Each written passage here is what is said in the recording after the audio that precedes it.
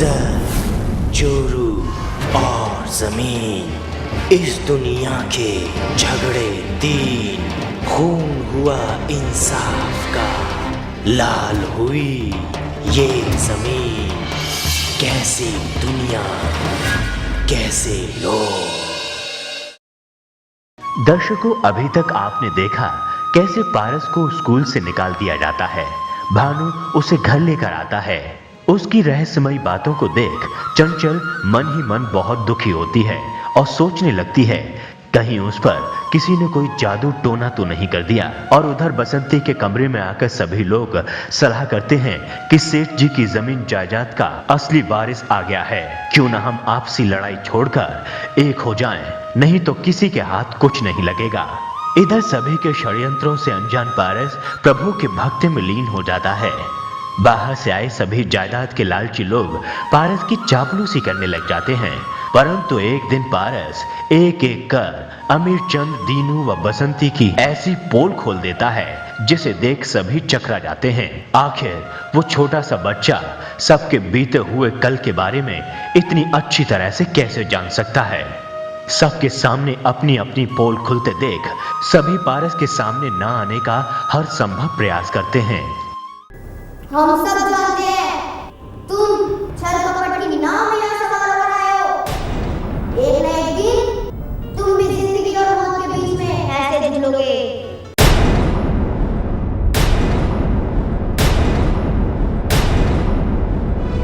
बाबा, अब हमें क्यों डरा रहे हैं? आखिर हमने आपका क्या बिगाड़ा है? और हमने तुम्हारा क्या बिगाड़ा है? हमने तो तुम्हारा हमेशा साथ दिया है। क्यों बसंती, जब तुम्हारे तीसरे पति की मौत हुई तो किसने साथ दिया था? हमने। अरे तुम्हारे पास तो अंतिम संस्कार में भी पैसे नहीं थे। विजय सेठ, आप? हाँ, अमीर चंद, जब तुम्हारी टांगें टूटी थी तो हॉस्पिटल का सारा खर्चा किसने दिया था? हमने। और तुमने हमारी भलाई का बदला ये दिया कि तुम हमें लूटने आ गए। महाराज, ये दोनों तो ठग हैं। और तुम कौन सा दूध के बिल्ले हो? पैसे के लालच में एक कोड़ी लड़की से शादी करने के लिए तैयार हो गए। वहां से लाने के लिए यहाँ चले आए। बस बस महाराज, बस। हमारी क्यों रही सही बेइज्जती का नाश कर रहे हो? आप कोई साधारण मानव नहीं हो सकते। हमें माफ कर दीजिए। हमें भी क्षमा कर दीजिए।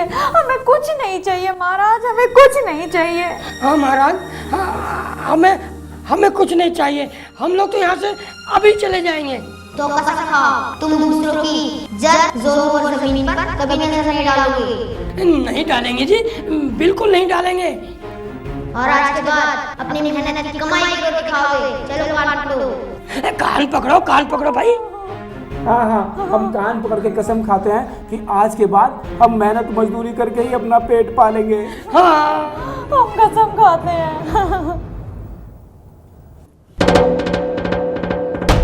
अब इस घर में कौन सा नया ड्रामा चालू हो गया है? ये कोई ड्रामा नहीं है। भाई साहब की आत्मा साक्षात पारस में समा गई है और वो सबकी पोल पट्टी खोल रही है। भाई साहब, आत्मा, पोल पट्टी, क्या मतलब? हाँ जीजू, आपको भी जो कुछ पूछना है आप भी पूछ लीजिए। तुम सबके सब पागल हो गए हो। पागल ये नहीं, तुम हो गए भानु। इससे अब तक ये समझ में नहीं आया कि डीके इस जमीन की दुगनी कीमत देने के लिए क्यों तैयार हो गया। ये तुम्हें कैसे पता? क्योंकि हम इस शरीर से मुक्त हो चुके हैं और आत्मा भूत, भविष्य और वर्तमान तीनों दे सकती है। आप ही बताइए भाई साहब कि ऐसा उस जमीन में क्या है जो वो लोग मुझे इतनी कीमत देने के लिए तैयार हैं? खजाना छुपा है उसमें। खजाना छुपा है उसमें। खजाना छुपा है उसमें। खजाना छुपा है उसमें। खजाना छुपा है उसमें। जिसकी कीमत में होगा उसे मिल जाएगा। खुदाई करा उसकी।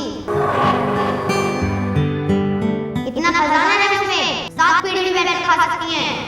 अच्छा, ये बात है। मैं कल ही लेबर लगवाकर उस जमीन की खुदाई शुरू कर देता हूँ। अरे वहाँ लेबर की क्या आवश्यकता है सेठ जी, हम लोग हैं ना। ओ हाँ, और वैसे भी हमने सेठ जी को वचन दिया है कि आज के बाद हम मेहनत की कमाई खाएंगे और उनकी प्रॉपर्टी में से कुछ भी नहीं लेंगे। क्यों भाई? हाँ हाँ, ये ठीक कह रही है। वैसे भी जमीन खोदना भी तो मेहनत का ही काम है, उसमें भी तो मेहनत ही लगती है ना। ओ हम सब कर लेंगे, लेकिन जमीन में जो भी खजाना निकलेगा ना, उसमें से हम सब बराबर बराबर बांट लेंगे। क्यों सेठ जी? हाँ सेठ जी, है ना। जाओ मिलकर मेहनत करो, एक न एक दिन फल अवश्य मिलेगा। अब हम जा रहे हैं बंधु, अगर मेरे बच्चों को कोई भी तकलीफ हुई तो मैं किसी को भी जिंदा नहीं छोड़ूंगा। जी भाई साहब, मैं पारस का पूरा ख्याल रखूंगा भाई साहब। पारस, क्या हुआ इसे? पारस, लगता है भाई साहब चले गए। उठाओ इसे।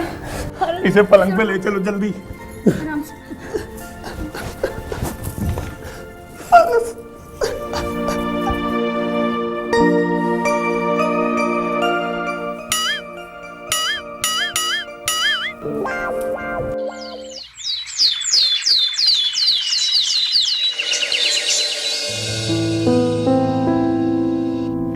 हाँ दीनू बेटे, तुम्हें बताओ कि इस बारे में अब तुम्हारा क्या ख्याल है?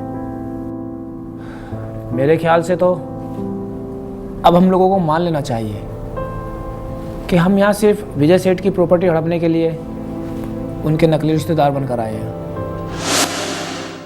क्यों सासू माँ? सासू माँ? आज के बाद तूने मुझे सासू माँ कहा ना, तेरा मुंह तोड़ दूंगी कमीने। ना ही मैं खुशबू की माँ हूँ, ना ही विजय सेठ की पत्नी। इसका मतलब तुम मानती हो ना कि तुम्हारा विजय सेठ के साथ दूर दूर तक कोई रिश्ता नहीं है। तुम सिर्फ यहाँ विजय सेठ की प्रॉपर्टी हड़पने के लिए उनकी नकली बीवी बनकर आई हो। चलो मान लिया कि मैं नकली, पर तुम कौन सा असली हो? मैं तो अपने बाप की असली औलाद हूँ। क्यों बापू? वो तो इन्होंने मुझे कहा था कि विजय सेठ की नकली बेटी बनने का ड्रामा करना है ताकि हम झटके में करोड़पति बन सके, वरना आज से पहले तो मैं विजय सेठ को जानती भी नहीं थी। वो सब तो ठीक है बेटी, लेकिन अब तो हमें भी लगने लगा है कि हमने यहाँ आकर एक नेक इंसान को धोखा दिया है, उसकी आत्मा को ठेस पहुंचाई है। ओए होए होए होए, देखो तो सही, सो चूहे खाकर बिल्ली हज को चली। हाँ, ये बात तुम्हारी अब समझ में आई जब उसकी आत्मा ने आकर सबका भांडा फोड़ दिया। वरना तो तुम इस हवेली को अकेले ही हड़पने की सोच रहे थे, है ना? और तुम क्या हो? भाभी 420 अपने पेट में न जाने किसकी नाजायज औलाद लेकर के घूम रही हो और बदनाम करी हो बेचारी सेठ को। अरे थोड़ी बहुत शर्म हो तो डूब मरो चुल्लू पर पानी में, हैं? अकेले नहीं मरूंगी, सबको साथ लेके मरूंगी, समझा? हाय, देखो तो सही, ये तो वही बात हो गई, उल्टा चोर कोतवाल को डांटे। डांटे नहीं, काटे काटे काटे, और ज्यादा जुबान लड़ाई तो मैं तेरी जान ले लूंगा, जान। अरे बापू, अब आपस में झगड़ा करने का कोई फायदा नहीं।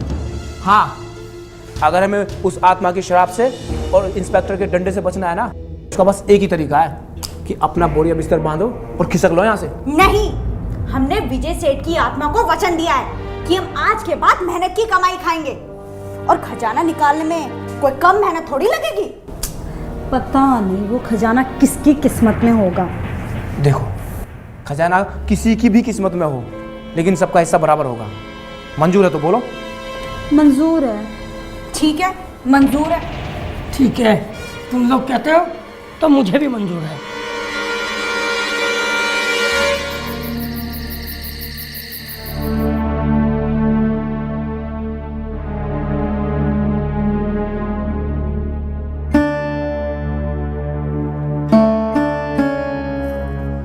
यस, ये हुई ना बात। आज क्या तुमने सही काम? आखिर मैं भी तो पुलिस वाले की बीवी हूँ। ये तो चमत्कार हो गया। जो काम हम इतने दिनों तक नहीं कर पाए ना, वो पारस ने एक ही दिन में कर दिया। पारस ने नहीं, उसके अंदर जो जेठ जी की आत्मा है उसने। अच्छा हुआ कि उन्होंने सच्चाई खुद ब खुद उगल दी। अगर अब वो इस घर से नहीं गए ना, तो ये सबूत काफी है उनको जेल की हवा खिलाने के लिए। वो इतनी आसानी से यहाँ से नहीं जाने वाले। वो क्यों? क्योंकि जेठ जी ने लाला राम जी की जमीन में छुपे हुए खजाने की बात जो बता दी है, अब वो उसे यहाँ से लेकर ही जाएंगे। अगर ये बात सत्य है ना, तो हम भी ये चमत्कार अपनी आंखों से देखना चाहेंगे। देखना चाहेंगे कि भाई साहब की आत्मा पारस के शरीर के अंदर मौजूद है। हमने तो कुछ चमत्कार अपनी आंखों से देख ही लिए हैं, अब आप भी देख लेना।